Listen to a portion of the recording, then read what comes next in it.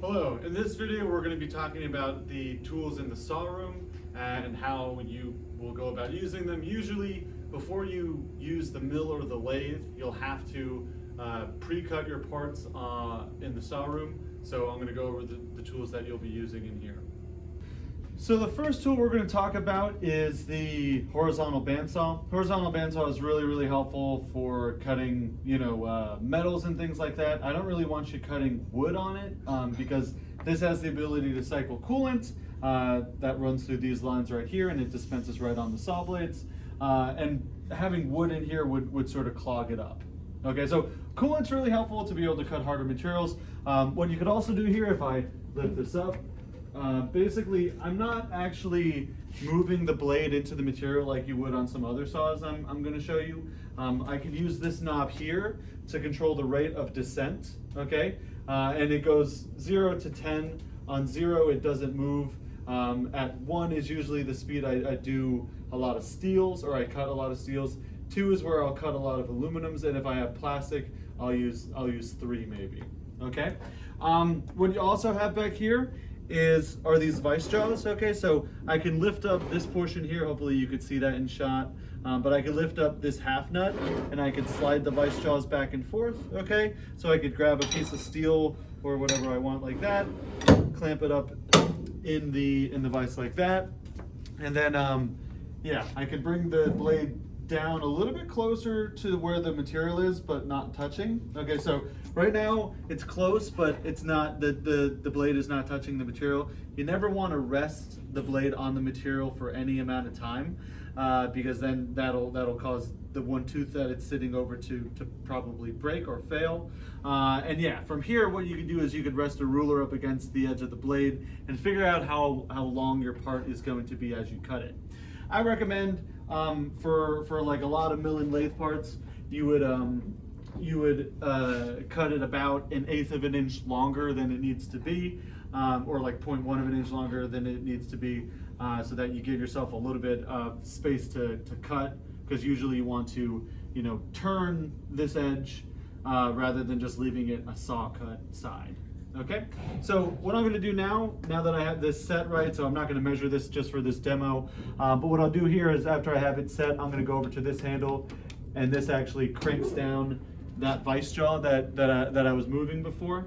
Okay, so now what we're going to do is we're going to go up here. If I rotate the e-stop clockwise, it disengages, and I can hit the green button, all right, and we want to make sure we have coolant flowing. I don't need it to be flowing like crazy.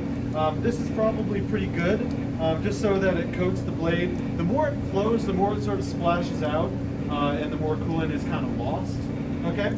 So now what we're going to do is bring it down to the material. We can go kind of quickly until we hit the material, and then now we're going to start it. We're going to keep it at the 1 speed setting. As you can see, it's cutting.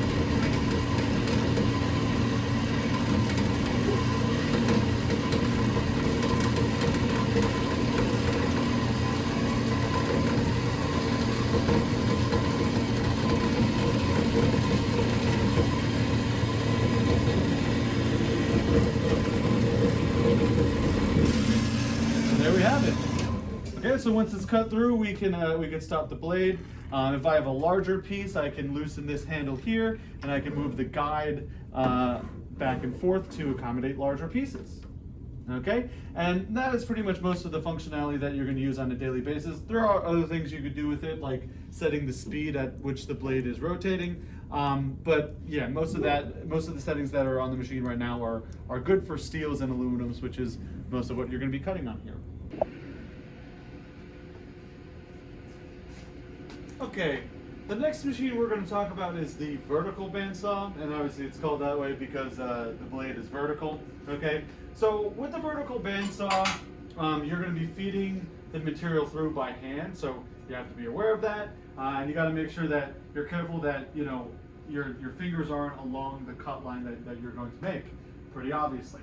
Okay, the vertical bandsaw is pretty helpful if you want to do curved cuts.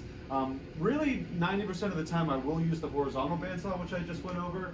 But the vertical bandsaw is good for curved cuts, and if you have something that you can't quite fit in the vertical bandsaw, in the horizontal bandsaw, the vertical bandsaw becomes your best option. Okay. Whereas with the other bandsaw, we had coolant. We have this wax that lubricates the saw blade here, so you use that, you know, before you cut. Okay. We also have a couple of vices like this that you can fixture your workpiece in order to cut, you know, things that, you know, might be getting hot or difficult to hold on to. Okay. Before with the other machine with the horizontal bandsaw, we talked about the rate at which you lower the blade changes based on what material you plan to cut. Okay, and the same sort of thing happens with this, and there's even a lot more information on all that. You know, with this chart here, you can see this shows you based on, you know, the blade thickness, what sort of radius it can cut, and things like that, and you know, based on, you know, what your teeth are, you know, how coarse or thick your teeth are on your blade, you know, how it cuts and everything like that. But the most important thing to make note of, really, when it comes to your materials, are these two handles down here. Okay, so you have this handle here, which is attached to a CVT. And if you remember from mill training, a CVT, basically there's this pulley on one side and it's a V, it moves closer and farther away from each other. You don't want to move the CVT when the spindle is off, or else you could be messing up, you know, that pulley and belt. So yeah, not going to rotate this when the machine is off. I can when it's on, okay? And I can lower this all the way down, okay? And once I have the speed all the way at the lowest portion, I'm able to move this handle, okay?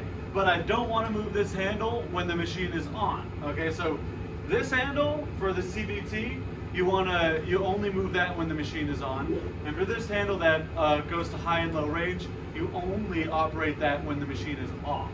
Okay, so I'll turn that off again. Okay. And again, there's a bunch of material specifications here that are helpful. So I'm going to actually grab the blade carefully while I slide this handle over, just so that it gets into gear properly. And there we have it. Okay, so now it is in high range. Okay, last thing I'll show you, you have this guide here. Okay, so the guide keeps it so that the blade doesn't bend so much. And really, when you cut anything, you only want this to be just barely above your material. So if I was cutting something thin like this, obviously I'm not going to cut a ruler, but this I can move. But with this I can move the guide much farther down, like basically all the way, almost touching, just enough so that this guide can get under there. Okay, so again, if you have thinner material, you want to move this guide as close to the material as possible. So the last machine I want to bring your attention to is the belt/disc sander that we have in the saw room here. Yeah, this is really commonly used after you've cut on the bandsaw. Whenever you cut on a bandsaw, it'll likely leave a burr or, you know, a little bit of an edge that was pushed in front of the saw blade, and we're going to try our best to remove that. To be honest, most of the time, if I don't have like a humongous burr that's really hard to get off, I'll just use a file. But there is a method of using this, you know, with that. So anyways, on the belt here, okay, I want to be careful. I don't want to hold the material like that, because then it could grab and send my hand into the hard table like this. I want to be grabbing firmly, but not so firmly that my hand gets sucked in. Okay, and I want to hold it like that so that, you know, if it did get sucked in, it would pull down and it wouldn't send my hands into the table.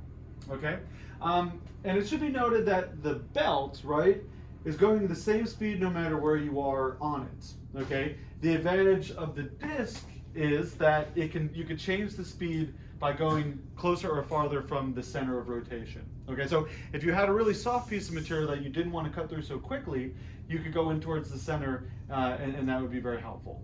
And that would remove less material, which would be helpful at that time. Okay.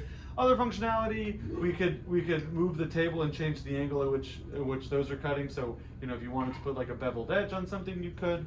So yeah, let me demonstrate quickly how to use it. Okay, go in here. Okay. Take the edge off.